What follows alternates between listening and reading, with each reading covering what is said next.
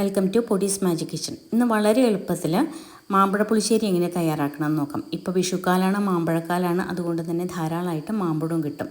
ഞാൻ പുളിമാങ്ങയിലാണ് ചെയ്യണത്, അതാണ് ഏറ്റവും നല്ലത്. ഇനി അത് കിട്ടിയില്ലെങ്കിൽ ഏത് മാങ്ങയിലായാലും കുഴപ്പമൊന്നുമില്ല. ഞാനൊരു 10 പുളിമാങ്ങ അതിൻ്റെ സ്കിന്നെല്ലാം മാറ്റിയിട്ട് കുക്കറിലേക്ക് ഇട്ട് കൊടുത്തിട്ടുണ്ട്. അതിലേക്ക് 1.5 ടീസ്പൂൺ മുളക് പൊടി, 1/2 ടീസ്പൂൺ മഞ്ഞൾപ്പൊടി, 1 ടീസ്പൂൺ കുരുമുളക് പൊടിയും കൂടി ഇട്ടിട്ട് അതിലേക്ക് പാകത്തിന് ഉപ്പും ചേർത്ത് കൊടുത്ത് 1/2 കപ്പ് വെള്ളം കൂടി ഒഴിച്ചിട്ട് കുക്കർ അടച്ചു വെച്ചു. 2 വിസിൽ വരട്ടെ.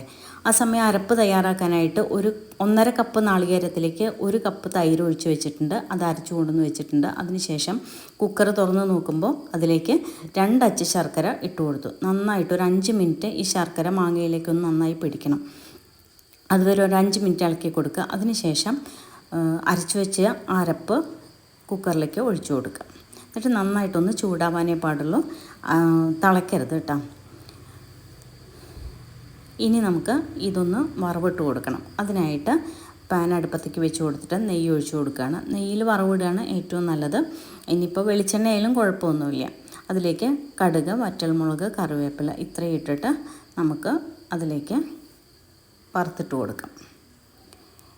വളരെ കുറച്ച് ഇൻഗ്രീഡിയൻസ് വെച്ചിട്ടുള്ള ഈ ഒരു വിഭവം വളരെ സ്വാദിൻ്റെ കാര്യത്തിൽ മുന്നിലാണ് കേട്ടോ. ഒന്ന് ഉണ്ടാക്കി നോക്കൂ. ഈ വിഷുക്കാലത്ത് ഈ മാമ്പഴ പുളിശ്ശേരി ഒന്ന് ഉണ്ടാക്കി നോക്കൂ. ഈ വീഡിയോ ഇഷ്ടമായ സബ്സ്ക്രൈബ് ചെയ്യൂ, സപ്പോർട്ട് ചെയ്യൂ.